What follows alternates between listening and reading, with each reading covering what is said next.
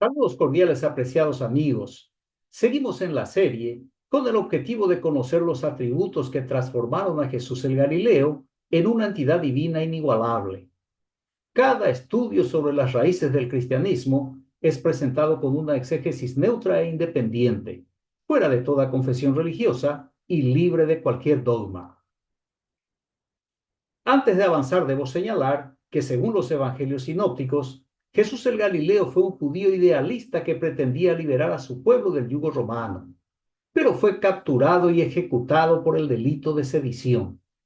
Después de su muerte, sus seguidores le otorgaron muchos atributos divinos, y en este estudio veremos que fue considerado un milagrero. La carta de presentación del Galileo en esta faceta se resume en el siguiente texto, Mateo capítulo 11, versículos 2 al 5. Juan el Bautista, que en la cárcel había oído hablar de las obras de Cristo, envió a sus discípulos a decirle, ¿eres tú el que ha de venir o debemos de esperar a otro?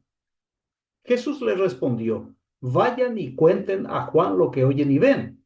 Los ciegos ven y los cojos andan, los leprosos quedan limpios y los sordos oyen, los muertos resucitan y se anuncia a los pobres la buena nueva.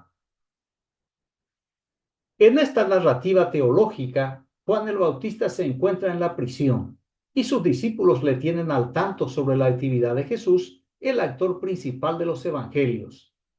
Intrigado con la información recibida, porque el pueblo hebreo esperaba un Mesías político-militar al estilo del rey David, capaz de liderar una lucha por la independencia. Y el accionar del Galileo alarmó al bautizador, porque con ese método sería imposible lograr la libertad de la nación. Así que envió a sus discípulos a preguntar a Jesús si verdaderamente es el Mesías prometido o habría que esperar a otro. La duda de Juan el Bautista es preocupante, porque cuando por primera vez le vio a Jesús, se refirió a él afirmando, «He aquí el Cordero de Dios que quita el pecado del mundo». Y cuando le bautizó, vio al Dios Espíritu Santo aleteando como paloma hasta posarse sobre Jesús. Y oyó la voz del cielo que decía, «Este es mi Hijo amado en quien tengo complacencia». La duda de Juan el Bautista constituye un fuerte indicio de que tales manifestaciones no sucedieron y que solo son relatos elaborados como propaganda religiosa. La característica del Mesías anunciado por Juan el Bautista es el siguiente. Mateo capítulo 3 versículos 11 y 12. Yo los bautizo con agua para que se conviertan, decía Juan el Bautista, pero aquel que viene detrás de mí es más fuerte que yo y no soy digno de llevarle las sandalias. Él os bautizará con Espíritu Santo y fuego. En su mano tiene el rastrillo y va a limpiar su cosecha. Recogerá su trigo en el granero, pero la paja la quemará con fuego que no se apaga. El sueño del bautizador era grande y su anuncio transmite la dimensión de esa ilusión, que su candidato a Mesías actuará como un poderoso rastrillo para proteger a su pueblo como trigo en el granero, mientras que al invasor romano lo quemará como la paja que arde en un fuego inextinguible. La idea incendiaria y emancipadora de Juan el Bautista es corroborada por el propio Mesías en Lucas capítulo 12, versículo 49. Decía Jesús, he venido a arrojar un fuego sobre la tierra, y cuánto desearía que ya hubiera prendido. El odio hacia los romanos era visceral y de larga data, tanto que los judíos deseaban que ardieran y desaparecieran. Pero todo fracasó. Fracasó el Mesías Galileo al ser descubierto, atrapado y ejecutado. Fracasó el Bautista al ser capturado y decapitado. Y la predicción valiente de Jesús de prenderle fuego a la tierra la cumplieron los romanos al quemar el templo de Herodes. Tras esa catástrofe nacional, los evangelistas le cambiaron la imagen al Mesías fracasado y lo presentan como un Mesías milagrero. Vestido con el ropaje de milagrero, el Galileo le envía un mensaje a Juan el Bautista. Mateo 11, 4 y 5, Jesús les respondió a los mensajeros de Juan el Bautista, vayan y cuenten a Juan lo que oyen y ven. Los ciegos ven y los cojos andan, los leprosos quedan limpios y los sordos oyen. Los muertos resucitan y se anuncia a los pobres la buena nueva. Jesús le dice a los mensajeros que le cuenten a su líder lo que están viendo, dando la idea de que mientras esperaban para ser atendidos por el Galileo, le vieron operando milagros. Uno de esos milagros es que los muertos resucitan, como si mucha gente volviera a la vida. Sin embargo, Jesús no resucitó a su primo Juan el Bautista, quien fue decapitado. Su poder no funcionó en ese caso, porque el difunto fue un personaje con existencia real, y el escritor lo sabía. Pero el siervo del sumo sacerdote, al que Pedro le cortó la oreja derecha y el milagrero le volvió a colocar en su lugar, fue solo un personaje literario.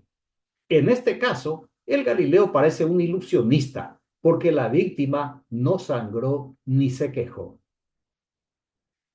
Pero el mensaje de Jesús para Juan el Bautista, por más piadosa que sea, es una adaptación de lo escrito por el profeta Isaías en el capítulo 35, concretamente los versículos 4 al 6. Dice allí: Decid a los de corazón apocado, esforzaos, no temáis. He aquí que vuestro Dios viene con retribución, con pago. Dios mismo vendrá y os salvará. Entonces los ojos de los ciegos serán abiertos y los oídos de los sordos se abrirán. Entonces el cojo saltará como un ciervo y cantará la lengua del mudo, porque aguas serán cavadas en el desierto y torrentes en la soledad. Esta es la fuente del escrito de Mateo. El profeta Isaías emite un mensaje político religioso a los habitantes de Israel y Judea en la fase posexílica, que el Dios Yahvé retribuirá al pueblo sufrido, que vendrá y le salvará. Irónicamente, ese mismo Dios no pudo salvar a ambos pueblos de los asirios ni de los babilónicos. Pero según Isaías, cuando llegue Yahvé y los exprisioneros de Babilonia, se producirán los milagros que el evangelista pone en la boca de Jesús. Esto confirma y reafirma que Jesús no fue el milagrero de Israel, sino solo un personaje creado por la pluma de sus escritores. De cualquier manera, los evangelios insisten en que Jesús obró milagros, que sus obras son señales de un trabajo coordinado con su desconocido Padre Celestial. Evangelio de Juan capítulo 10 versículos 37 y 38 decía Jesús: Si no hago las obras de mi Padre, no me crean, pero si las hago, aunque a mí no me crean, crean por las obras, y así sabrán y conocerán que el Padre está en mí y yo en el Padre. A Jesús casi nadie le creyó, por eso la nación le abandonó a su suerte, incluso sus propios discípulos. Según el texto, el Galileo es consciente de que nadie creía que era el Mesías. Por eso el autor del Evangelio insiste para que crea en sus obras, porque supuestamente lo identifica con el Dios Yahvé mencionado por el profeta Isaías. La insistencia del autor es en creer, y la religión exige tener fe, anulando la capacidad del individuo de dudar y cuestionar. Además, se le presenta como la palabra de Dios y con la advertencia de que si duda, está dudando de Dios, y si cuestiona, le está cuestionando a Dios. Es el control mental y conductual del individuo a través del sistema de creencias en fábulas religiosas. Otro ejemplo de la fe como instrumento de dominio tenemos en el Evangelio de Juan capítulo 14, versículo 12. Decía Jesús: de cierto os digo, el que cree en mí, las obras que yo hago también él las hará, y mayores que éstas hará, porque yo voy al Padre. Las obras que supuestamente hizo Jesús solo se mencionan en los evangelios. En ningún otro texto de su época aparecen sus milagros, ni es mencionado por los historiadores de su tiempo. El Galileo aquí exige fe en su persona, como una fórmula mágica para repetir los mismos milagros que le atribuyen generosa y artificialmente.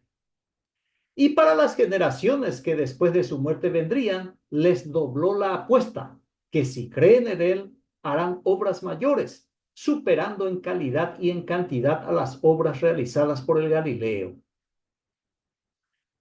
Pero como del dicho al hecho hay mucho trecho, esta promesa nunca se cumplió, por más de que en el mundo exista más de 2.300 millones de cristianos.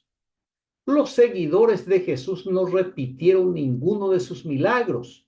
Nadie resucitó muertos. Nadie sanó a alguien de una enfermedad terminal. Nadie le devolvió la vista a José Feliciano. Milagros que puedan ser comprobados por la ciencia médica no existen. Es puro subjetivismo y charlatanismo. Sin embargo, y como ya comprobamos, Jesús es un personaje contradictorio en extremo, un Dios fabricado con muchos defectos, pero aún así es adorado como si fuera perfecto. Mateo capítulo 7, versículos 22 y 23 anunciaba Jesús lo siguiente: muchos me dirán aquel día, Señor, Señor, ¿no profetizamos en tu nombre y en tu nombre expulsamos demonios y en tu nombre hicimos muchos milagros? Y entonces les declararé, jamás los conocí, apártense de mí, malhechores, dice Jesús. Por un lado, el Galileo promueve repetir las obras que hizo, incluso otras mayores. Y por otro lado, monta en cólera, en ira, en contra de quienes creyeron en él y obraron milagros. A este Jesús no se le menciona en las iglesias cristianas, y la razón es obvia. Cualquiera que lea sus dichos se dará cuenta de que ni es santo ni es perfecto, que es incoherente y vergonzoso. Por eso en las iglesias cristianas prefieren al Mesías de las cartas de Saulo de Tarso, al Cristo producido por la imaginación de Pablo y registrado por su pluma. En este punto cabe preguntar al Galileo, ¿con qué objetivo realizaba los milagros que le atribuyen los evangelistas?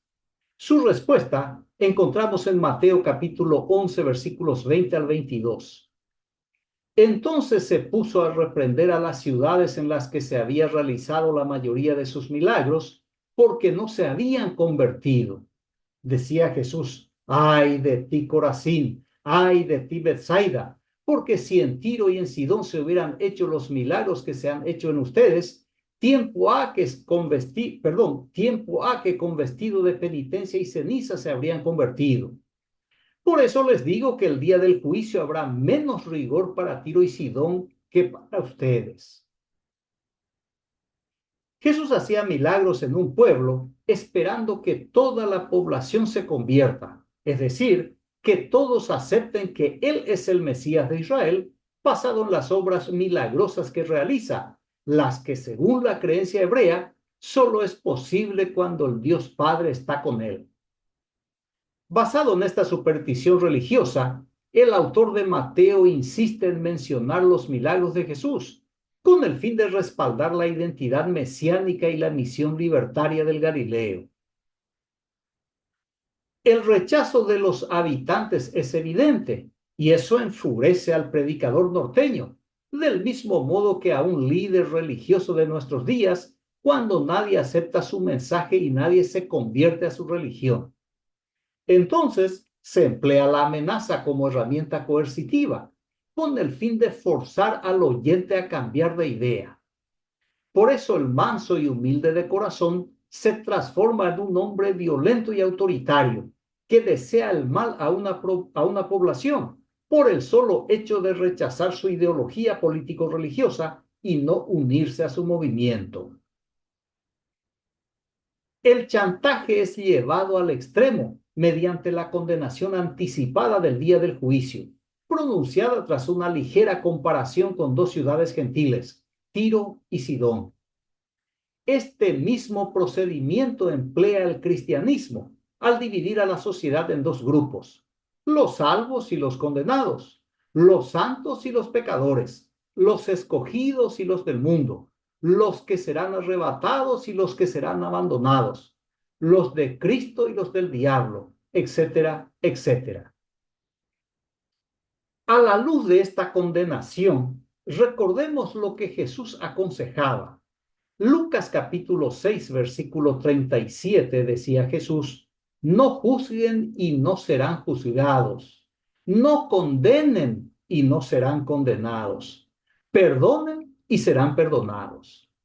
Jesús hace honor a un par de refranes. Uno, consejos vendo y para mí no tengo. Y el otro, haz lo que yo digo y no lo que yo hago. Y en otra ocasión había afirmado, según Juan 3:17, lo siguiente: porque Dios no ha enviado a su Hijo al mundo para juzgar al mundo, sino para que el mundo se salve por él. A la luz de la razón, es imposible tomar en serio a este Jesús charlatán y contradictorio. Además de Corazín y Betsaida, la condenación adelantada también le alcanzó a la ciudad de Cafarnaúm.